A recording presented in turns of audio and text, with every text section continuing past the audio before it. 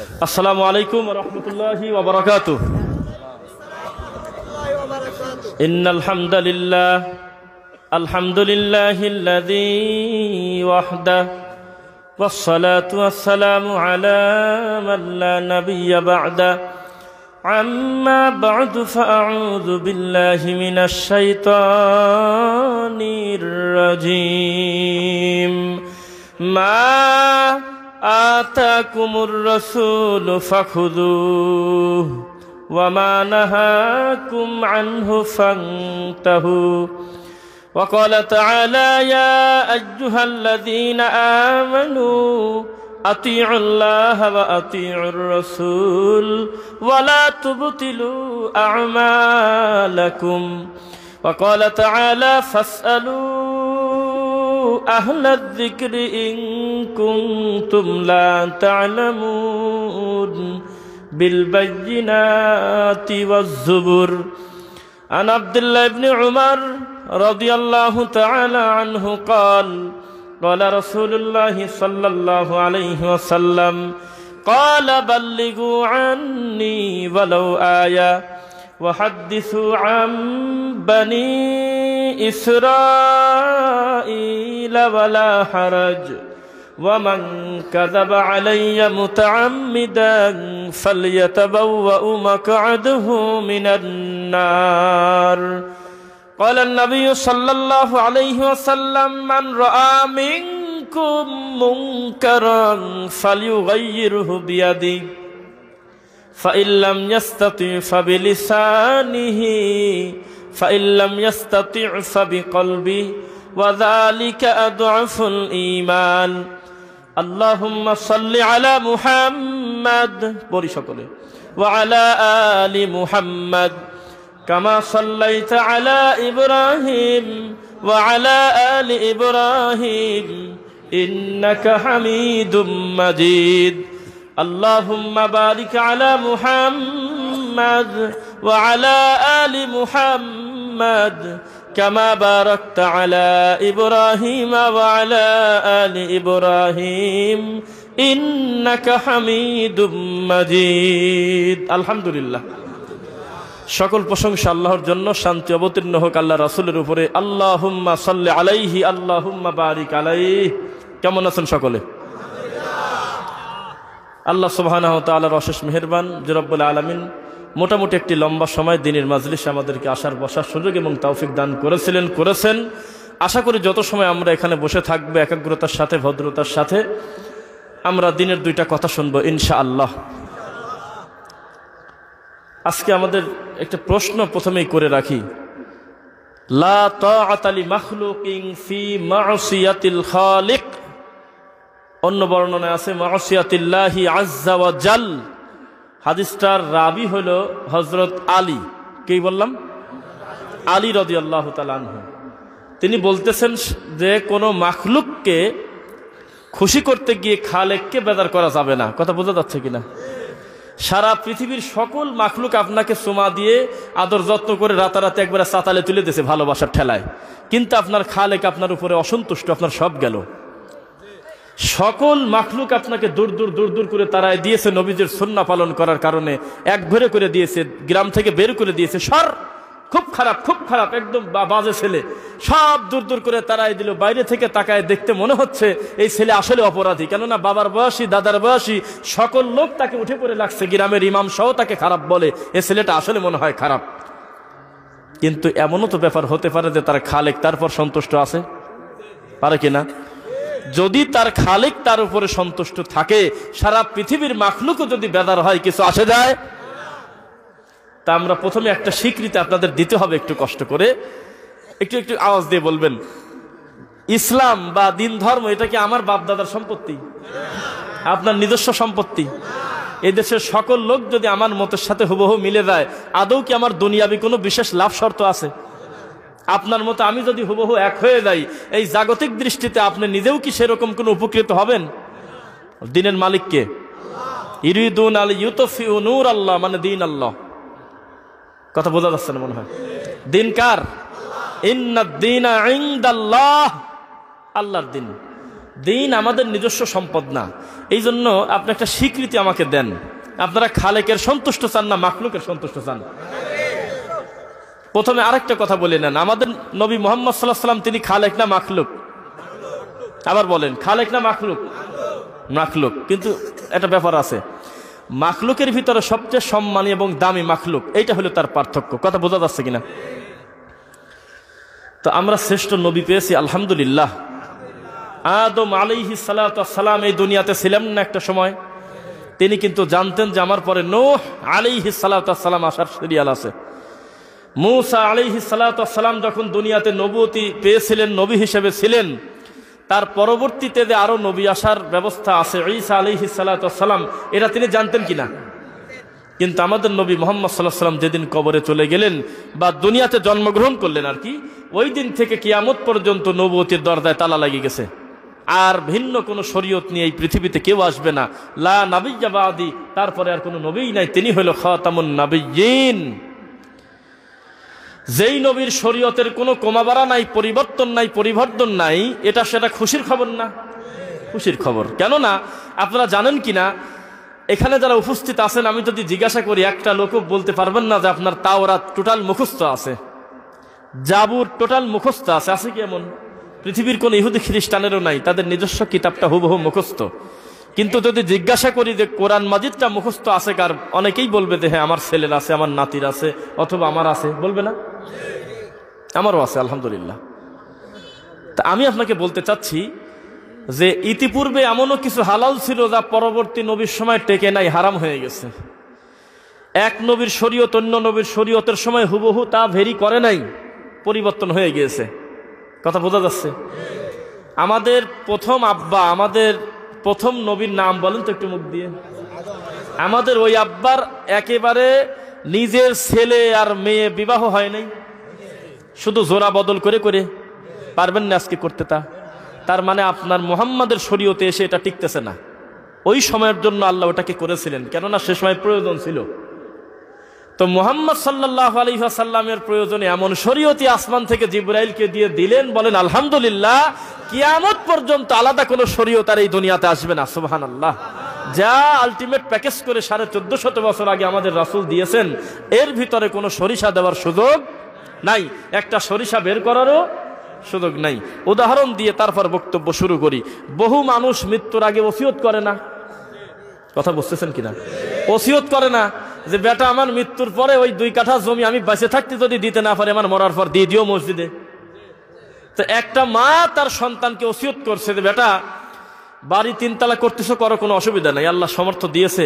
তো 3 তালা বাড়ি কমপ্লিট হওয়ার পর যে পরিমাণ ইট বাঁচে, অবশিষ্ট ইটটুকুন আল্লাহর ঘরের মসজিদে লাগায়ও। এটা খারাপ উদ্দেশ্য না? ভালো।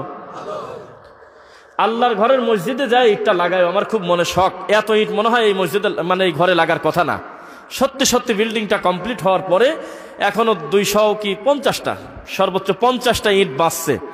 মায়ের ওসিয়ত হিসাবে, নেক সন্তান হিসেবে 50টা ইট নিয়ে গিয়ে মসজিদের সভাপতির কাছে জমা দেওয়া উচিত না? সেই লোক নিয়ে গেছে, গিয়ে বলতেছে যে হুজুরও আছে, সভাপতিও আছে, আমার মা ওসিয়ত করছে মৃত্যু সজ্জার সময় যে অবশিষ্ট ইট সব আল্লাহর ঘরের সাথে লাগাই দিও। আলহামদুলিল্লাহ। তো এই কাজটা করেন।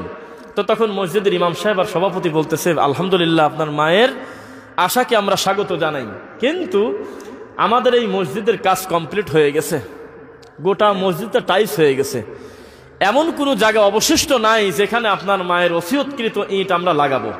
তা আপনি যদি কিছু মনে না করেন, এই মসজিদ কেন্দ্রিক এই ইট আমরা নিতে পারতেছি না। বাথরুমে দিবেন, ওযুখানায় দিবেন না কোথায় সেটা আমরা জানি না, তবে এই মসজিদে সরাসরি এই মুহূর্তে আমরা নিতে পারতেছি না। এটা কি খারাপ কথা না ভালো কথা? এখন ছেলে রাগি ফায়ার, বলেন কি হয়, আমার মরা মা ওসিয়ত করে গেছে, আমি এই ওসিয়ত পালন করবো, এটা তো হারাম ওসিয়ত না, আমি যেভাবে হোক আমার মায়ের কথা আমি রাখবই। তাহলে ওই ছেলের জোরাজুরি যদি বেশি করে রাখতে যাওয়া যায়, তাহলে নয় ভালো মসজিদ ভাঙিয়ে ইট ঢোকান লাগবে না?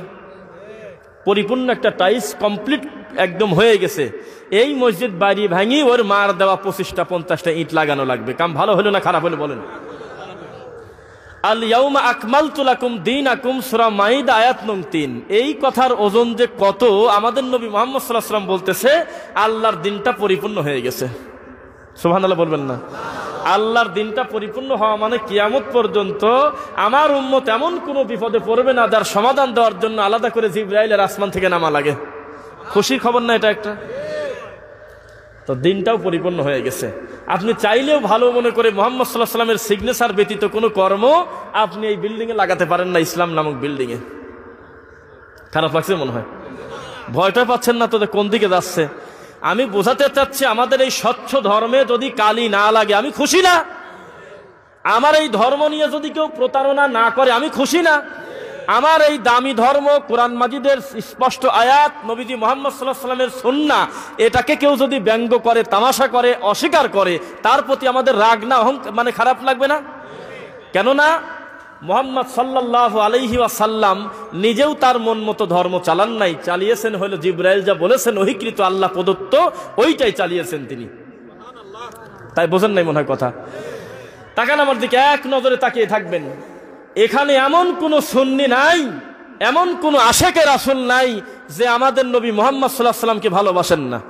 আছেন না? আবার এটাও আপনি মনে করেন না যেই লোকটা একবার আল্লাহর এই দিন শেখার জন্য এই জালসা মাহফিলে এসে পৌঁছে গেছে ও নবীকে ভালোবাসে না, এই কথা আপনি বলেন না। আপনি এই মাপরেখা করেন না যে আমি পাগড়ি পরে যত বেশি রাসূলকে ভালোবাসি আমাদের এই হুজুরটা খালি টুপি মাথায় দিয়ে এত ভুল মনে হয় বাসে না। এটা ভুল আপনার। প্রত্যেকটা কালেমা পড়া ব্যক্তির কাছে তার কলিজার মতো প্রিয় বা তার চেয়ে বেশি প্রিয় হওয়ার কথা হলো মুহাম্মদুর রাসূলুল্লাহ সাল্লাল্লাহু আলাইহি ওয়াসাল্লাম। কেননা হাদিসটা আমরা পড়ছি, লা ইউমিনু ও মুমিনিনা আহাদুকুম, একজনও তোমাদের ভিতর মুমিন না, হাত্তা ততক্ষণ পর্যন্ত ইউমিনু আহাদুকুম হাত্তা আকুনা আহাব্বা ইলাইহি মিন ওয়ালিদিহি ওয়া ওয়ালাদিহি ওয়ান নাসি আজমাইন।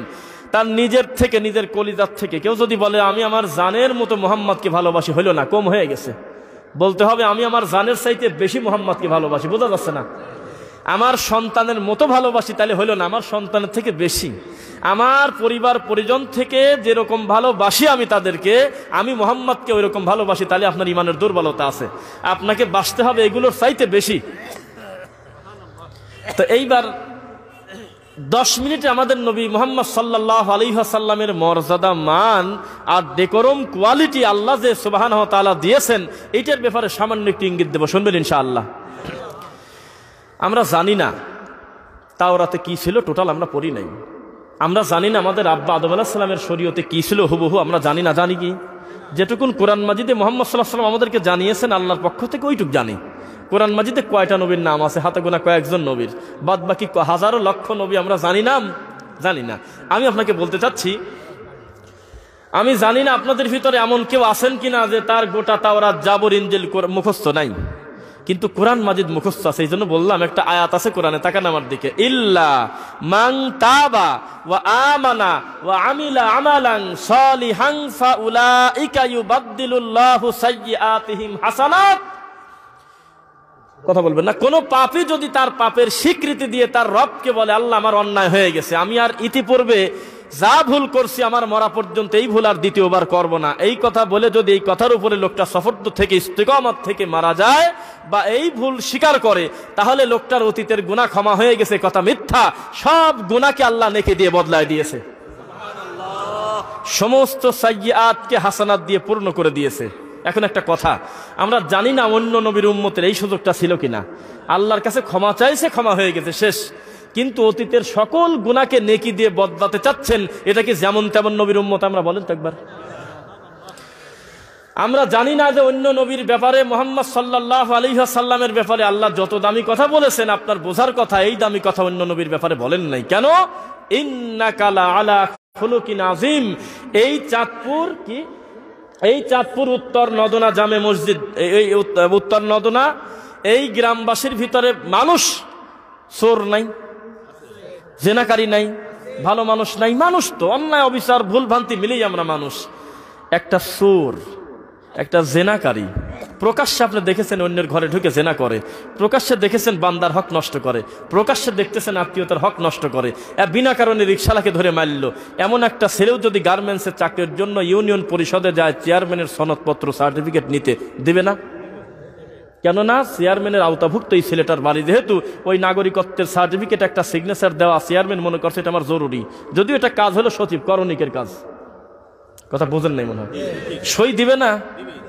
তো সই দিয়ে দিল, উপরে কি লেখা থাকে, এই ছেলের সমস্ত রাষ্ট্রদ্রোহী অন্যায় থেকে মুক্ত, এই ছেলের চরিত্র ভালো, আমরা নিজেরা সাক্ষী দিচ্ছি।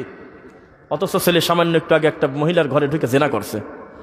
আপনার একটা সিগনেচারে আপনি লোকটাকে সার্টিফিকেট দিয়ে দিলেন, এই সার্টিফিকেট গার্মেন্টসে বা কোনো চাকরিতে শো করার সাথে সাথে তার চাকরি হয়ে যাবে, হবে না? তাহলে দুনিয়ার মানুষ যে সার্টিফিকেট দেয়, দুনিয়ার মানুষ যে নারায়ে তাকবীর বলে আপনাকে চাঁদে তুলে রাখলো, এটাই যে চূড়ান্ত, তার কি গ্যারান্টি আছে বলেন আমাকে? কথা বোঝা গেল না? আপনার রব যদি আপনাকে সম্মানিত করে, এর চাইতে বড় নিয়ামত আর আছে? সবাই আপনাকে বলে হুজুর জিনিস একখান, ওরে বাবা মুনাজাতে খালি কাঁদেই, বলে যে আমার বাবাজি কত সুন্দর, বাবাজি আমাকে মিষ্টি খাওয়ায়, আমাকে চা খাওয়ায়, একটু দেখলেই আমাকে বুকে জড়া ধরে, খালি কাঁদেই। আর একজন এমন ওয়াজ করে জুমার খুতবায় যে রাগ হয় হুজুরের পরে, এই সব কথা কয় কি জন্য, তো ভিতরে কাটিয়ে ছিঁড়ে চলে যাচ্ছে। এই সুদের কথা খালি বলে, সালাত ত্যাগের কথা খালি বলে, এই সব কথা বলে, বেহায়াপনার কথা। হুজুরটা কেমন জানি, ওই হুজুর তো ভালো, খালি খিলখিল করে হাসে আর সবার বুকে জড়াধরি কয় ফাইন, তুমি সুন্দর, খালি হাদিয়া নিয়ে চলে যাচ্ছে। হতে পারে না? তা আমি আপনাকে বলতেছি, ইউনিয়ন পরিষদের থেকে একটা সিগনেচারের মাধ্যমে আপনি চারিত্রিক সার্টিফিকেট নিয়ে আসলেন, আরশের রব বলতেছে এই রকম কোন কাণ্ড আমি করব না। আমি আসমান থেকে ঘোষণা দিচ্ছি, ইন্নাকা লাআলা খুলুকিন আযীম। পৃথিবীর সকল ম্যাক্রো এক জায়গা হয়ে যদি মুহাম্মদ তোমার চরিত্রে আঘাত দিতে চায়, তোমার চরিত্রের বিন্দু মাত্র কিছু করতে পারবে না। কেন? আমি আসমান থেকে ঘোষণা দিচ্ছি, তুমি মুহাম্মাদের চাইতে দামি চরিত্রের অধিকারী এই মাটির উপরে কেউ নাই। এই নবীর উম্মত রাসূলের সুন্নাহকে পায়ের তলে নিয়ে চলে। সুন্নাহর কথা বললেই নাক ছিটকায়, সুন্নাহর কথা বললেই বলে ফিতনাবাজ। এটা কষ্ট না? কষ্ট। আসতেছে সামনে ইনশাআল্লাহ। মুহাম্মদ সাল্লাল্লাহু আলাইহি ওয়াসাল্লাম পড়েন, মুহাম্মদ সাল্লাল্লাহু আলাইহি ওয়াসাল্লাম। তাকান আমার দিকে, মা আতাকুমুর রাসূলু ফাখুযু ওয়া মা নাহাকুম আনহু ফান্তাহু। মুহাম্মদ সাল্লাল্লাহু আলাইহি ওয়াসাল্লাম, কেউ যদি পরিচ্ছন্ন দিন তোমার কাছ থেকে নিতে চায়, কোনো অস্পষ্ট ছাড়া, কোনো ভেদাল ছাড়া, কোনো ওসিলা মাধ্যম ছাড়া, সরাসরি যদি আমি আল্লাহর খুশি চাই, তাহলে তুমি মুহাম্মদ যা দাও তাই দিন নেয়, তুমি যেটা থেকে বিরত থাকতে বলো তাই দিন করে, বেশি দিন না বোঝে। ইয়া আইয়ুহাল্লাযীনা আমানু, হে কালেমা পড়া মানুষ, হে ঈমান স্বীকৃতি দেওয়া মানুষ, হে মুমিন, হে বিশ্বাসী, হে স্বীকৃতি প্রদানকারী, তুমি যদি একবার কালেমা পড়ে সত্যিই আমি আল্লাহকে স্বীকৃতি দিয়ে থাকো, তুমি নিশ্চিত থাকো আমি আল্লাহর অনুসরণ যদি ইত্তেবা যদি করতে চাও, তোমার মুহাম্মাদের ইত্তেবা করতে হবে। ওয়ালা তুবতিলু আমালাকুম, বেশি বোঝার চেষ্টা করার সাথে সাথে তোমার অতীতের আমল বাতিল। বোঝা যাচ্ছে না? পৃথিবীতে কোন ভালো আছে যে ভালো মুহাম্মদ জানতেন না সাল্লাল্লাহু আলাইহি ওয়াসাল্লাম? কথা বোঝা যাচ্ছে কিনা? দুনিয়াতে ইবাদত সংক্রান্ত যত ভেদাল আমার আর আপনার ভিতরে লাগিয়ে আছে না? বুঝলেন না? কত মুশকিল, আমাদের ভিতরে বহুত দ্বন্দ্ব নাই। তা আমি বলতে চাচ্ছি, এই দ্বন্দ্ব আপনি আর আমি নিরসন করাটা ভালো বুঝবো না মুহাম্মদ সাল্লাল্লাহু আলাইহি ওয়াসাল্লাম ভালো বুঝবে? আপনি সমস্যার সমাধান করতে চান হলে মোটা হুজুর দিয়ে, উপরতলার বাবা দিয়ে আপনি সমস্যার সমাধান করতে চান, আর আমি সমস্যার সমাধান করতে চাই আল্লাহর কোরআন এবং নবী মুহাম্মদ সাল্লাল্লাহু আলাইহি ওয়াসাল্লামের সুন্নাহ দিয়ে। বলেন তো আমি ভালো না আপনি ভালো? বোঝা যাচ্ছে না? আপনার আর আমার ভিতরে মারামারি লাগছে জাগতিকভাবে, এইটা সমস্যার সমাধান করার জন্য আপনার বাপও নাই, আমার বাপও নাই, বা একেবারে গুরুত্বপূর্ণ কোনো ব্যক্তি কেউ নাই, অন্য আছেন আননোন ফেস এসে ওই বিচার মজলিসে হাজির। এই বিচার কি ভালো হবে বলে মনে করেন আপনি? সামনে একটু আগে আসবেন কষ্ট করে, সামনে একটু আগে আসবেন ভাই, একটু কষ্ট করে আগে আসবেন ইনশাল্লাহ। আমি মনে করছি আমার ওয়াজ মনে হয় পাঁচে লাগবে নি, লোক উঠে চলে যাবে নি। কথা বুঝছেন? তা আলহামদুলিল্লাহ আমরা নারা টারা দেবো না, আমরা একটু লিল্লাহ একটু আওয়াজ দেন, লিল্লাহি তাকবীর, লিল্লাহি তাকবীর। আল্লাহ তুমি কবুল কর, আল্লাহুম্মা আমিন। দোকানপাটের লোক আছে, চলে আসেন ভাই জানেরা। আপনি না আসলে আদৌ আমাদের কিছু আসে যায় না, তবে মনে হয় তো আপনি নিজেই দিনের 5টা কথা থেকে হয়তো মাহরুম হবেন। তো গ্রামে তাকান আমার দিকে, বহু মানুষ চলতে গিয়ে রাস্তা, আমি কিন্তু অনেক কিছু বলে আপনার ব্রেনটাকে সহায় নিচ্ছি, আপনার যাতে খারাপ না লাগে, কেননা আমি আপনাদের ভিতরকের মানুষ ভাই। মুরব্বীর খেয়াল করবেন, রাস্তাঘাটে চলতে গিয়ে অনেক সময় কলার শোষা, কথা না বলি, কলার ছোলা, কলার শোষা আছে না, এটাতে পা পিছলে পড়ে যান না এমন কি আছেন বলেন তো একবার? কোনো না কোনো একদিন কলার শোষা পায়ের নিচে পড়ে পা ফসকে যান নাই? সত্যি করে বলেন তো দেখি, গুনাহ হয়েছে? বহু মানুষ অসতর্ক অবস্থায় রাত্রিবেলা বাসায় যেতে এশার সালাত পড়ে খালের ভিতর পা পড়ে গেছে, গুনাহ হয়েছে লোকটার? কাজটা করে ভুল, কিন্তু গুনাহ হয় নাই। ইমাম সাহেব পৃথিবীর শ্রেষ্ঠ ইবাদত সালাত আদায় করতে গিয়ে 4 রাকাত বিশিষ্ট ফরজ সালাতে 3 রাকাত পরে বসে পড়ছে, ভুল হলো না? কথা তো বোঝা যায় না। তো ভুল হওয়ার পরে ইমামের কি নেকি কমে গেছে? আল্লাহ নেকি বাড়াবার জন্য, গ্যাপ পূরণ করার জন্য, সম্মানিত করার জন্য পৃথিবীর শ্রেষ্ঠ ইবাদতে ইমাম ভুল করলো, শুধুমাত্র ভুলটা স্বীকৃতি দেওয়ার কারণে, আল্লাহর রাসূলের পন্থায় হওয়ার কারণে অতিরিক্ত 2টা সেজদা আরো ডবল করে দিয়ে আল্লাহ খুশি করছেন। সুবহানাল্লাহ। সব ভুল মন্দ নয়, ওই ভুল হলো সবচেয়ে জঘন্য, যে ভুল করেও বলে যে তোমার চেয়ে বড় হুজুর কম বোঝে। কে বলছে ভুল করছি আমি? এইভাবে বিগড়ে দেওয়া হলো বড় শয়তানি। একটা ছেলে হিন্দি গান শোনে, আমি তাকে কাফের বলতে পারি না, অবশ্য গুনাহগার।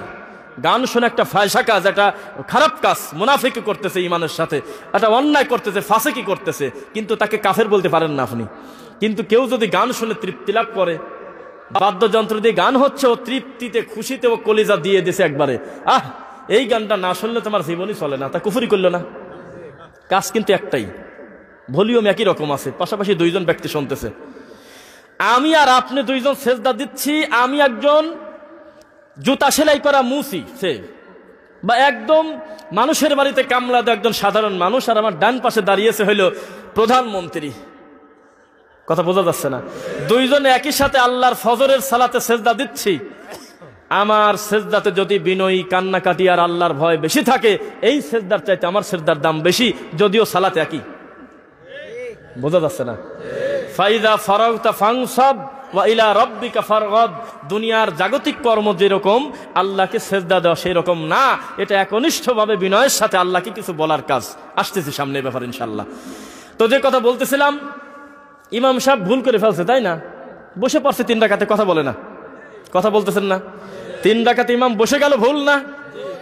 তো পিছন থেকে কি বলে ভুল সংশোধন করবেন আপনারা বলেন? এদিকে বলে, এদিকে বলেন না। এদিকে বললে সঠিক কথা আসবেনি, এদিক থেকে বললে সঠিক আসবেনি, পিছন থেকে বলেন। ইমাম যদি ভুল করে বসে পড়ে 3 রাকাত সালাতে, 4 রাকাত বিশিষ্ট সালাতে, কি বলে তাকে লোকমা দিতে হয়? আল্লাহু আকবার আর সুবহানাল্লাহর পক্ষে প্রায় 50-50 বলতে হয় হলো সুবহানাল্লাহ। কথা বোঝা যাচ্ছে কিনা? তাহলে একটা ভুলের সমাধান কি আর একটা ভুল দিয়ে হয়? একটা মসজিদে সালাত আদায় করার পর বারান্দাসে আমি হাসতেছি, আমি তো মুসাফির, আমার তো অন্য সালাত দরকার নেই, আমি ফরজ পরে আমি দাঁড়ায় আছি। তো বলতেছে ভাইজান হাসতে, আমার সফর সঙ্গী বলতে হাসতেছেন। হাসতেছে এই কারণে যে ইমাম হলো মাগরিবের সালাত আদায় করতে গিয়ে 3য় রাকাতে উঠে গেছে, তাহলে এটা ভুল না? তো পিছন থেকে মুসল্লিরা তাকে সংশোধন করাচ্ছে 1 ভুল করে, আর ইমাম এইটা ঠিক করতেছে আরো 2টা ভুল করে। 1 সুবহানাল্লাহর জায়গা বলে ফেলছে আল্লাহু আকবার। 2 ইমাম মনে করছে যে আমার যেহেতু লোকমা দিয়ে গেছে, তাহলে বসে পড়ি, বসে একদিক সালাম মারি দিয়ে আমি 2টা সেজদা দিয়ে দিলাম, শুধু তাশাহুদ পড়ি, পরে আবার টানি উঠবো না। কথা বুঝতে পারলেন না? অথচ এই মুশকিল তাকে দিতে বলা হয় নাই। পুরা বৈঠক শেষ হয়ে যাক, 2টা সেজদা দিয়ে ডানে বামে সালাম ফিরাই ফেলবে, কথা শেষ। বোঝা যাচ্ছে না? অথবা পুরা সালাম হয়ে যাক, সালাতই শেষ, এরপরে অতিরিক্ত 2টা দেবে। যাই হোক, ভয় পাবেন না, আবার কথা বলতে থাকি। পৃথিবীর শ্রেষ্ঠ ইবাদতের নাম একসাথে বলেন আল্লাহর হকে, আবার বলেন কি? সালাত। এই সামনের দিক থেকে সালাত না বললে আপনি বলতেন নামাজ, তাই না? আমরা সালাতই বলার চেষ্টা করব, বলেন ইনশাআল্লাহ। আল্লাহর মুখের ভাষাটা আল্লাহর মুখের ভাষার মতো করে রাখি, যেহেতু তিনি কোরআন মাজিদ বলেছেন, কোরআন হাকিম বলেছেন, আমরা তার মুখের ভাষাটাই অনুবাদ করে বলি। অসুবিধাটা কি? নাউনের তো পরিবর্তন হয় না, তাই না? নাউনের পরিবর্তন হয় না। তো পৃথিবীর শ্রেষ্ঠ ইবাদতের নাম হলো সালাত। ইন্নাস সালাতা তানহা আনিল ফাহশাই ওয়াল মুনকার। আল্লাহ নিজে বলতেছে, নিশ্চয়ই সালাতই পারে মানুষকে ফাহিশা অন্যায় কাজ থেকে বিরত রাখতে। আল্লাহর চাইতে বেশি সত্যবাদী কেউ আছে? একটু ধৈর্য ধরে বসে থাকেন। আমার ধারণা, আমার অন্তর বলতেছে, আমার এই ভাঙাচোরা বিদ্যা দিয়ে আপনাকে খুব বেশি অপ্রয়োজনীয় কথা বলবো না মনে হয়, আপনার ভালো লাগার কথা। কেননা এত বেশি জীবন ঘনিষ্ঠ কথা আজকে আপনি শুনবেন, আমি মনে করি আপনার কাছে এক্সেপশনাল মনে হবে ইনশাআল্লাহ। পৃথিবীর শ্রেষ্ঠ ইবাদতের স্বীকৃতি আরেকবার দেন কি? কোন কাজ করলে মানুষ অন্যায় ব্যয়াপনা কাজ থেকে দূরে থাকার কথা? সালাত, নামাজ। অথচ এই সালাতের কোনো জায়গাই নেই। আমরা আগে পিছে এমন ঢং করছি, আল্লাহর দয়া থেকে আমরা নিরাশ হয়ে গেছি, আমরা আর দয়া পাচ্ছি না। কথা বোঝা যাচ্ছে না? আপনাকে বলা হচ্ছে এই ক্ষেতে সুন্দরভাবে চাষ করো, 1000 টাকা দেবো, মাগরিবের সালাত পরে অমুকের দোকানে আসো, 1000 টাকা দিয়ে দেবো, সুন্দরভাবে দুয়ার চাষ দিয়ে আসো। আপনি এইটা বাদ রাখি, ডানে বামে উত্তরে দক্ষিণে পূর্বে পশ্চিমে একেবারে চায়ের চাষ মারি দিয়েছেন, টাকা পাবেন না আপনি? হ্যাঁ, এবং যাদেরটা চাষ করেছেন তার আসলেই চাষের প্রয়োজন, আজ হোক কাল ও লোকটা নিজেও চাষই দিত, তারপরেও টাকা দিবে না, সুযোগ পেয়ে গেছে একটাবার, বলবেন যে আমি ওই ঝামেলা নেব না দায়িত্ব, আমি কার দিয়ে কাম করাই না, নিজে করি, আমার ছেলেকে দিয়ে করে, আমি বসবো। তুমি কারণ স্যার আমার জমিতে চাষ দেওয়ার তুমি কে? এত বড় পণ্ডিত আমার দরকার নাই। আল্লাহ বলতেছে পৃথিবীর শ্রেষ্ঠ ইবাদতের কাজ শুরু হয় আল্লাহু আকবার। এটা হলে আমি মুখ দিয়ে তোমার প্রথম ধ্বনি শুনবো, কেননা আমি আল্লাহ হলে সবচেয়ে বড়। আমি তখন মনে করলাম যে আপনার কথা নাকি, আমার নামাই তো কোথায় যাবে? রাগ করতেছেন মনে হয়? রাগ করলে আপনি বয়ানের শেষে একটু লিখে দিবেন যে আমরা পাইছি। কি ব্যাপার, কে কথা বলে? মিষ্টির দোকানে নাকি? তো আল্লাহ সুবহানাহু ওয়া তাআলা আমাদেরকে সম্মান দিবেন, সম্মান করবেন কি দিয়ে? দিন দিয়ে না দিন বাদে? বসেন, ওঠেন কেন? বসেন, আরে বসেন। আল্লাহ সুবহানাহু ওয়া তাআলা আমাদের সকলকে কবুল করুন, আল্লাহুম্মা আমিন। যে কথা বলতেছিলাম, পৃথিবীর শ্রেষ্ঠ ইবাদতের নাম হলো সালাত। এই সালাতে আমাদের নাই কোনো বিনয়ী, নাই কোনো কান্নাকাটি, নাই কোনো আল্লাহর ভয়। এই জন্য আমরা আল্লাহর দয়া থেকে একদম দূরে চলে গেছি। আল্লাহ চাচ্ছে বান্দা তুমি তোমার সকল প্রয়োজনের কথা সবরি ওয়াস সালাহ, সাহায্য প্রার্থনা করো হলো সালাতের কাছে আর বিনয় মানে ধৈর্যের সাথে। এই দুইটা জিনিসের মাধ্যমে তুমি আমি আল্লাহর কাছে সাহায্য প্রার্থনা করো। ডানে বামে নজর দিচ্ছেন কেন? আপনার খেয়ালটা পুরো সামনে থাকুক। এখানে যদি ভূমিকম্পও হয় আপনি কি একাই দাবি দেবেন না আমিও দাববো? কথা তো বোঝে না। এখন যদি আসমান থেকে বৃষ্টি বর্ষণ হয়, এই বৃষ্টিতে আপনার গাও ভিজবে না আমারও ভিজবে, তাহলে তো এখানে আরো অস্বাভাবিক কিছু না, তাই না? আলহামদুলিল্লাহ, আমরা মুহাম্মদ সাল্লাল্লাহু আলাইহি সাল্লামের ওই কথাটা একবার বলে নেই আগে। তাকে আল্লাহ সম্মানী করেছেন কতভাবে দেখেন। ইয়া আইয়ুহাল্লাযীনা আমানু লা তারফাউ আসওয়াতাকুম, প্লিজ একদম একনিষ্ঠভাবে তাকাবেন, ডানে বামে কে উঠলো না উঠলো দেখবেন না। মুহাম্মদ সাল্লাল্লাহু আলাইহি সাল্লামের সামনে যারা বসে বসে ওয়াজ শুনতেন, খুতবা শুনতেন, তাদের নাম কি? সাহাবায়ে কেরাম না? রাদিয়াল্লাহু তাআলা আনহুম আলাইহিম আজমাইন। তারা সামনে বসে যারা থাকতেন তারা তো রাসূলের সাহাবী। তো মুহাম্মদ সাল্লাল্লাহু আলাইহি সাল্লাম ওয়াজ করতেছে, বক্তব্য দিচ্ছে, তার সামনে থেকে একজন সাহাবী জোরে কথা বলে ফেলছে, তার গলার কণ্ঠের আওয়াজটা একটু উঁচু করে শোনা গেছে। এখানে কেউ বলতে পারবেন না যার গলাটা উঁচু ছিল সে অন্য কোনো খারাপ লোক, সে কিন্তু নবীদের সাহাবী। কেউ বলতে পারবেন না উঁচু আওয়াজে আমার নবীকে গালি দিয়েছে, গালি দেয় নাই, খালি আওয়াজটা জোরে শোনা গেছে। এতটুকুন জিনিস আসমানের মালিকের সহ্য হইল না। তিনি আসমান থেকে বলতেছে, হে ইমানদারগণ, খবরদার আমার নবীর গলার আওয়াজের চাইতে তোমাদের গলার আওয়াজ যেন জোরে না শোনা যায়। যদি শোনা যায় আং তাহবাতা আমালুকুম, অতীতের আমল বাদ কাটিয়ে দেব। ওয়া আনতুম লা তাশউরুন, তোমার থেকে আবার অনুমতি নেব, তুমি ঠিকই পাবে না, তোমার জীবনের সব আমল বাতিল, ডিলিট, ফরম্যাট। কত মান, কত সম্মান। লা তুহাররিক, মুহাম্মদ সাল্লাল্লাহু আলাইহি ওয়াসাল্লাম জিবরাইল আপনাকে যা বলতে বলে আপনি হুবহু একবার তাই বলেন। আপনি বারবার ঘন ঘন জিহ্বা নাড়াচাড়া করতেছেন, এইটা আমার কষ্ট হচ্ছে। আপনি এত জিহ্বা নাড়াচাড়া করলে আমার কেমন জানি লাগে। আপনি আমার হাবিব, আপনি আমার মুহাব্বতের শ্রেষ্ঠ মানুষ মুহাম্মদ সাল্লাল্লাহু আলাইহি ওয়াসাল্লাম। লা তুহাররিক, আপনি হরকত করবেন না। কি করবেন না বলেন একবার? আপনি হরকত করবেন না। হরকত মানে কি? আপনারা উঠে কোথায় যাচ্ছেন? ওই মারামারি দেখতে নাকি?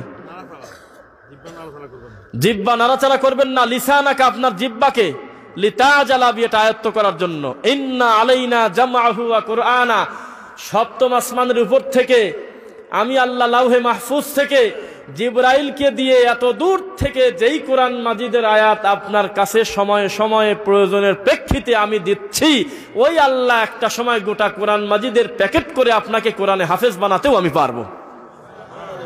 আপনি স্বাভাবিক গতিতে থাকেন। এই নবী মুহাম্মদ সাল্লাল্লাহু আলাইহি ওয়াসাল্লামের সুন্নাহর কথা বলাই যাচ্ছে না। ইউকাযযাবু সাদিক ইউসাদ্দাকুল কাযিব, সত্য মিথ্যা হয়ে গেছে, মিথ্যা সত্য হয়ে গেছে। এই যে সময়টুকুন আমরা কথা বললাম, একটা কথার ভিতরে কোনো দলীয় গন্ধ পাইছেন? কোনো লোকের নাম পাইছেন? কি পাইছেন? আল্লাহ বলেছেন, নবী বলেছেন। এবার একটা হাদিস, মান রাআ মিনকুম মুনকারান ফালিয়ুগাইয়িরহু বিয়াদি, তোমাদের ভিতরে যদি কেউ পাপ কাজ দেখে, মন্দ কাজ দেখে, অসৎ কাজ দেখে, প্রথম কাজটা যেন লোকটার হাত দিয়ে ঠেকানো হয়। ফাইল্লাম ইয়াস্তাতি, হাত দিয়ে ঠেকানোর মতো সামর্থ্য যদি তার না থাকে, অন্তত লোকটা জিহ্বা দিয়ে যেন প্রতিবাদ করে, মানে মুখ দিয়ে। ফাইল্লাম ইয়াস্তাতি, ধরে নিলাম যে সে সামর্থ্যও নাই, ফাবি কলবিহি, অন্তত অন্তরে অন্তরে ঘৃণাটা যেন রাখে। কেননা পাপের প্রতি যার ঘৃণা নাই এ ইমানদার হয় কি করে? ওয়াযালিকা আদআফুল ঈমান, বাড়িতে যাওয়ার সময় যেন লোকটা ভাবে ইমানের এর চাইতে নিচের আর কোনো শাখা নাই। বোঝা যাচ্ছে? পাপ দেখে যেই অন্তর ঘৃণা করে না, অন্যায়, বিদআত, শিরিক, কুফর, অন্যায়, অবিচার, বান্দার হক নষ্ট করা, সুদ, ঘুষ, মা বাবার সাথে খারাপ আচরণ, এইগুলো দেখার পরেও যার কলিজায় খারাপ লাগে না, সে পূর্ণ ইমানদার নয়, সে মুমিনই হতে পারে না। তো আমরা একটা লম্বা সময়ে দিন ধর্মটা বুঝেছি বেশি। কি কথা বলেন না কেন? বেশি। এখন যখন আমরা আপনাদেরকে বোঝাচ্ছি আপনি অল্প সময় পরিশ্রম করেও আপনি আল্লাহকে খুশি করতে পারবেন, অগণিত নেকি আল্লাহ আপনাকে দিবেন, তখন আপনার কাছে উল্টা মনে হচ্ছে। উম্মতে মুহাম্মাদের শ্রেষ্ঠত্বকে জানেন। এখানে যারা আছেন সকলেই কি কোরআনে হাফেজ? এখানে কয়জন লোক আছেন যে সূরা ফাতিহা থেকে নাস পর্যন্ত পুরাটা পড়ছে? বলেন তো একবার। কিন্তু এই লোকটাকে আল্লাহ মাহরুম করতে চাচ্ছেন না। তিনি বলতেছেন যে বিসমিল্লাহ সহ 3 বার সূরা ইখলাস আমি আল্লাহকে শোনায় দাও। যদি শোনাতে পারো তাহলে তুমি নিশ্চিত জানো যে গোটা কোরআন মাজিদটা খতম করলে যত নেকি হয় তত পাওয়া গেছে। উম্মতে মুহাম্মাদের শ্রেষ্ঠত্ব হলো কাম অল্প, মজুরি বেশি। না, বোঝেন নাই? অল্প সময় পরিশ্রম করে অগণিত মজুরি দেয় যাকে, তিনি হলো উম্মতে মুহাম্মদ সাল্লাল্লাহু আলাইহি ওয়াসাল্লাম। এই রাসূলের উম্মত হতে পেরে আমরা খুশি না বেজার? খুশি। আল্লাহ সুবহানাহু ওয়া তাআলা আমাদেরকে বলতেছেন, আপনারা সূরা মুলকের নাম শুনেছেন নাকি? আল্লাযী খালাকাল মাউতা ওয়াল হায়াতা লিয়াবলুয়াকুম আইয়ুকুম আহসানু আমালা। আমি তাদের হায়াত আর মউতকে সৃষ্টি করছি, মানে তাজা মরার কাজ, এই কাজটা করছি আমি আল্লাহ, কে কার চাইতে বেশি পরীক্ষা দিতে পারে যে কর্মে উত্তম, কর্মে উত্তম। কিন্তু আমরা উত্তম ব্যবহার করি নাই, আমরা মনে করছি কে কার চাইতে বেশি আমল করতে পারে। এই জন্য আমরা জিকির আজগার বা রাকাত সংখ্যা অন্য অন্য বিষয় আমরা আমাদের মন মতো ইবাদতকে বানিয়ে নিয়েছি। তখন আসমান থেকে আল্লাহর দয়া আর আসে না। আপনি বিশ্বাস করেন, কেউ যদি বলে আপনাকে, তাকান আমার দিকে, কেউ যদি বলে সকাল 10টার সময় আমার অফিসে এসো, আপনি যদি ফজর সালাত পড়ে তার অফিসে যান, আদৌ সে খুশি হবে না, যদিও আপনি 5 ঘন্টা আগে দেয় বসে আছেন। এটা কোনো খুশি হওয়ার লক্ষণ না। তোমার বললাম 10টায় আসো, তুমি নাচতে নাচতে চলে আসছো একেবারে আল্লাহর ফজরে। কথা বোঝা যাচ্ছে না? এইটা খুব একটা ভালো ঢকেল না। আল্লাহ বলতেছে, বান্দারে তোমার কর্ম অল্প, লা ইউকাল্লিফুল্লাহু নাফসান ইল্লা উসআহা। আমি ওই বোঝা মানুষের উপর দেই না যেই বোঝা লোকটা টেনে নিয়ে বেড়াতে পারে না তার সাধ্যের বাইরে। আর তুমি বেশি বেশি বেশি বেশি বেশি বেশি ইবাদত করতে গেলে আর মনে করলে আমি একটু বেশি করে ইবাদত করি তাহলে আল্লাহ খুশি হবে, আমি খুশি হব না। কেননা আমার এটা নিজস্ব দাবি যে আমি যা দিয়েছি এই সীমারেখার বাইরে গিয়ে তুমি ধর্ম খুঁজো না, তাহলে আমার দয়া আর কাজ করবে না। বোঝা যাচ্ছে না? আজকে আমরা বাউন্ডারির ভিতরে যারা আছি তারা শতকরা 1 জন বললেও খুব বেশি হয়ে যায়, সম্ভবত 1000-এ 5 জন 10 জন কি 3 জন থাকতে পারে এই বাউন্ডারির ভিতরে থাকা মুসলিম। আপনারা বাউন্ডারির ভিতরে থাকতে চান না বাইরে থাকতে চান? আবার বলেন, ভিতরে না বাইরে থাকতে চান? বাউন্ডারির বাইরে গিয়ে দয়া খুঁজলে কি পাবেন?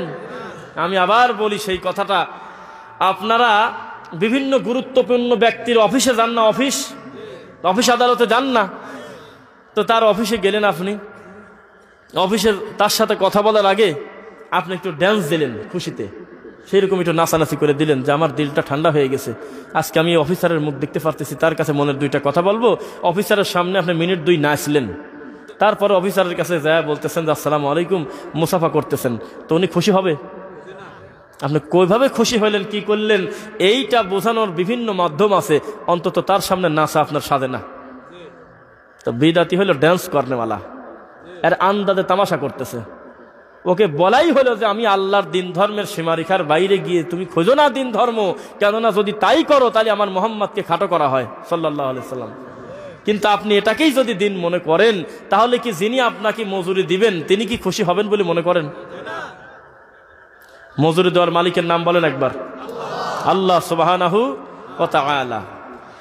এই রব্বুল আলামিন আমাদেরকে শিখায় দিচ্ছেন, পৃথিবীর মানুষ লা ইলাহা ইল্লাল্লাহ এই কথার স্বীকৃতি দাও যে কোনো ইলাহা নাই, কোনো রব নাই আমি আল্লাহ ছাড়া। ওয়া আন্না মুহাম্মদ রাসূলুল্লাহ সাল্লাল্লাহু আলাইহি সাল্লাম, আর নিশ্চয়ই আমার নবী মুহাম্মদ সাল্লাল্লাহু আলাইহি সাল্লাম হলো আমার রাসূল, আমার বান্দা। প্রথম কথা বলে আল্লাহ বলতেছে ফামান ইয়াকফুর বিত-তাগুত ওয়া ইউমিন বিল্লাহ। কালেমার স্বীকৃতির প্রথম অংশ নেগেটিভ, সমস্ত বিদাত, সমস্ত শিরক, সমস্ত কুসংস্কারকে পায়ের নিচে পদদলিত না করা পর্যন্ত ওয়া ইউমিন বিল্লাহ তুমি ঈমানে ঢুকতে পারবে না। মুহাম্মদুর রাসূলুল্লাহ সাল্লাল্লাহু আলাইহি ওয়াসাল্লাম ঈমানের দাবির দ্বিতীয় অংশ টিকবে না যদি আপনার আমলটা মুহাম্মাদের সাথে হুবহু মিলে না যায় সাল্লাল্লাহু আলাইহি ওয়াসাল্লাম। বোঝা যাচ্ছে কিনা? বাবাজিরা মনে করতেছে যে এত আয়াত এত হাদিস কয়, এইগুলি আমরা কি বুঝি না, কি এসব ওয়াজ কেমন জানি অপরিচিত অপরিচিত লাগে, তাই না? তো এটার জন্য একটু সুবিধা করে দিচ্ছি আপনাকে। আপনার বাড়ির জমির দলিল নাই, যে বাড়িতে বাস করতেছেন, আপনার দাদার সময় এইরকম দলিল ছিল বলে আপনি শিওর? আপনার আর আমার বিবাহর সময় এখন যেভাবে রেজিস্ট্রি করা হয়, বিভিন্ন এই কাজ করা হয়, আজকের থেকে 150 বছর আগে কি এরকম রেজিস্ট্রি করা ছিল? না মুখে মুখে বিয়ে হয়ে যেত। বহু হাজার হাজার বিঘা জমি বিক্রি হয়েছে খালি মুখে মুখে, মুখের জবানে বলছে উত্তর মাঠের 10 বিঘা জমি দিয়ে দিলাম, এখানে টাকা দিয়েছে, জমি হয়ে গেছে। এত বিশ্বাস ছিল কিনা? এখন মিনিটে মিনিটে কাগজপত্র 15 দিন মানে জায়গায় জায়গায় রেজিস্ট্রি অফিসে দৌড় পারতে পারতে জীবন শেষ, জমি রেজিস্ট্রি হয়ে গেছে, টাকা ক্লিয়ার, পরে শুনতেছে খাস জমি। কথা বলে না দেখি, পরে শুনতেছে ফুফুর অংশ আমার ভিতর দিয়ে দিয়েছে, এখানে জমিই নাই, ওই জমি হলে ওই কোন উত্তর মাঠের জমি দক্ষিণ মাঠে ঠেলে দিয়েছে। হচ্ছে নাকি? তো আমি আপনাকে বোঝাতে চাচ্ছি, ধর্ম কি মুহাম্মাদেরটা মানবেন সাল্লাল্লাহু আলাইহি সাল্লাম, না পরবর্তীতে মানুষ যেটা বানাইছে ওইটা মানবেন? মুহাম্মদ সাল্লাল্লাহু আলাইহি ওয়াসাল্লাম যেটা দিয়েছে, বিশ্বাস করেন এক একটা সুন্নাহকে বহু কচুরিপানা ঢেকে রাখছে। তার চূড়ান্ত সহি সুন্নাহটার উপরে কুসংস্কার, ময়লা আবর্জনা, বিদাত, শিরক, কুফর দিয়ে একটা লম্বা সময় ঢাকা পড়ে আছে। এইটা ইমানের তাড়নায় নিজ গতিতে যদি এইটা না সরায় দেন, তাহলে স্বচ্ছ দিন ধর্ম আপনি পাবেন না। এইটা সরানোর দায়িত্ব যারা মাঠে নিয়েছে তাদের খুব বিপদ। পৃথিবীর কোন ইহুদি খ্রিস্টানের এই কথা বলার সাহস হয় নাই যে মুহাম্মদ একটা আমানতের খিয়ানতকারী, কেউ বলে নাই। অথচ মানুষের সম্পদ নিজের কাছে রাখা এর চাইতে বড় আমানত আর নাই। মানুষ মুহাম্মদকে যত গালি দিক সাল্লাল্লাহু আলাইহি সাল্লাম, কেউ মুহাম্মদ সাল্লাল্লাহু আলাইহি সাল্লামকে বলে নাই যে মুহাম্মদ সাল্লাল্লাহু আলাইহি ওয়াসাল্লাম কথায় কথায় মিথ্যা কথা বলে। কোনো খ্রিস্টান কাফেরও বলে নাই, কথা তো বলে না। এত বদনাম আমাদের নবী মুহাম্মদ সাল্লাল্লাহু আলাইহি সাল্লামকে দিল, মুখ ফসকেও কেউ বলে নাই যে মুহাম্মদের চরিত্র খারাপ, কেউ বলে নাই। তাহলে তারা নিশ্চিত জানতো যে আমাদের নবী মুহাম্মদ সাল্লাল্লাহু আলাইহি সাল্লাম ভালো মানুষ। কথা বলেন না কেন? ভালো মানুষ জানতেন কিনা? কথা বলেন। ভালো জানার পরেও কেন তার মাতৃভূমিতে ত্যাগ করতে হয়? জবাব দেন। পৃথিবীতে এর চাইতে স্বচ্ছ ধর্ম আর কি আছে বলেন? কোন কিতাব আজকে এইরকম হুবহু নাই ইল্লা কোরআন, কোরআন ছাড়া। আজকে 1450 বছর পর মুহাম্মদ সাল্লাল্লাহু আলাইহি সাল্লামের ইন্তেকালের এই কোরআন মাজিদ একটা কলম দেওয়ার সাহস একটা ইহুদি খ্রিস্টান পায় নাই। বোঝা যাচ্ছে না কথা? ইহুদি খ্রিস্টান কি বসে আছে? বসে আছে। যেই লোকটা আপনাকে কৌশলে প্রত্যেক বাড়ি বাড়ি সুদের মতো পাপ ঢোকাতে পারে, কথা বুঝতেছেন কিনা? যে আপনাকে এত বড় ভয়াবহ অপরাধে লিপ্ত করতে পারে, সে এইটা পারে না যে কোরআনটা বিকৃত করে ছাড়বো, পারে না? তা চেষ্টা কম করে নাই? ফল জিরো, ফল জিরো। কেননা কোরআনের দায়িত্ব নিয়ে নিয়েছে আল্লাহ সুবহানাহু ওয়া তাআলা। পৃথিবীর আর কোন জিনিস এইরকম অবিকৃত অবস্থায় নাই, বলেন আলহামদুলিল্লাহ। শোনেন, এই শীতে আপনি চাদর গায়ে দিয়েছেন কেন বলেন? ঠান্ডা লাগতেছে না? খুব মাফলার পরেছেন কেন? কানে ঠান্ডা লাগতেছে না? আর এই কঠিন শীতে সময়ে সময়ে আপনি বিভিন্ন বিবিসি নিউজ, বিভিন্ন পোর্টালে গিয়ে দেখেন ইহুদি খ্রিস্টান কঠিন শীতের ভিতরে বরফের দেশে থেকে গা ঘেমে যাচ্ছে। কেন জানেন? সব জায়গায় হাত দিয়ে ভুল, একটা কলম দেওয়ার জায়গা নাই। ব্যাপারটা কি? মুহাম্মদ এত দামি কথা 1450 বছর আগে পাইলো কোথায়? এই টেনশনে শুকে যাচ্ছে ও। আপনি ঘরে বসে মিলাদ দ্বারা পারবো না, বসে পড়বো। আমার নবী নূর না মাটি, আপনি মরি আকারে পায়া গেছেন, আর কিছু নাই। এত বড় কোরআনে আর কিছু নাই? 6236টা কোরআন মাজিদের আয়াত, যার মিনিটে মিনিটে মানুষের পাপ ফুটে উঠবে, মানুষের দিনের সৌন্দর্য আসবে, আল্লাহর একত্ববাদ আসবে, মুহাম্মদ সাল্লাল্লাহু আলাইহি সাল্লামের সুন্নাহর উপরে আমল করবে, এইরকম কথা প্রতি পৃষ্ঠায় পৃষ্ঠায় আয়াতে আয়াতে। আপনি খালি নুন না মাটি নিয়ে পড়ে আছেন, খয়রাত 3 দিনে খাবো না 7 দিনে খাবো। এটা কথা বললেন নাকি আপনি? এই কোরআনের মান দিবেন না আপনি? এটা কি আমার বাপ দাদা সম্পত্তি নাকি? একটা ইহুদি খ্রিস্টান কোরআনের ভুল ধরতে এসে কালেমা পড়ে, আর আপনি মুসলমান কালেমা পড়া লোক আপনি শিরক করে কবরে যাবেন, খারাপ লাগবে না আমার? পাগলামি করেন আপনি নাকি? একটা হিন্দু জাহান্নামে গেলে সহ্য হয়, কেননা তার ধর্মই হলো 3 মাস পর পর দুর্গার সামনে, কালীর সামনে, ভগবতের সামনে একটা নারকেল ফাটালাম, ধর্ম হয়ে গেল। সে বলতেইছে আমার 33 কোটি দেবতা। একটা খ্রিস্টান জাহান্নামে গেলে সহ্য হয় যে ঈসা নবীকে বেশি ভালোবাসতে গিয়ে বলছে ঈসা হলো আল্লাহর সওয়াল, যে মরিয়মকে বেশি মান দিতে গিয়ে বলছে মরিয়ম হলো আল্লাহর বউ। একটা বৌদ্ধ জাহান্নামে গেলে সহ্য হয় যেই বৌদ্ধ মনে করছে যে মুহাম্মাদের চাইতে গৌতম বুদ্ধ বেশি জ্ঞানী। ইহুদি জাহান্নামে গেলে সহ্য হয়, ইহুদি এখন উজার আলাইহিস সালামের দিনটাকেই মনে করতেছে এটাই চূড়ান্ত, মুহাম্মদকে তারা মানবে না। আর আপনি জাহান্নামে গেলে আমার কি করে সহ্য হয় বলেন? কি করে সহ্য হয়? কেননা আপনি অলরেডি লা ইলাহা ইল্লাল্লাহ পড়ছেন। আপনি 40 বছর আল্লাহকে সিজদা দেওয়া বলেন না। আপনি কত কষ্ট করে ঠান্ডা পানিতে ওযু করেন, একটা মাসে আপনার সিয়াম বন্ধ করেন নাই। গোটা বালেগ হওয়ার পর থেকে যতদিন আপনি রমজানের সিয়াম পেয়েছেন, নিসাব পরিমাণ সম্পদ হওয়ার পর পকেট থেকে টাকা বের করে আপনি যাকাত দিয়েছেন, সামর্থ্যবান হওয়ার পর আপনি হজ করেছেন। আপনি ভালো মানুষ না? এই ভালো মানুষটা জাহান্নামে যাবে ছোট্ট একটা কারণে, সেটা হলো শিরক, সেটা হলো বিদআত। তো বলবো না কথা আমরা, ওয়াইন তুতি ওয়া ইন্না আকসারান নাসি লা ইয়ালামুন ওয়া মা ইউমিনু আকসারুহুম বিল্লাহ ইল্লা ওয়া হুম মুশরিকুন। কোন দিক তাকাবেন না, চুপ করে বসে থাকেন।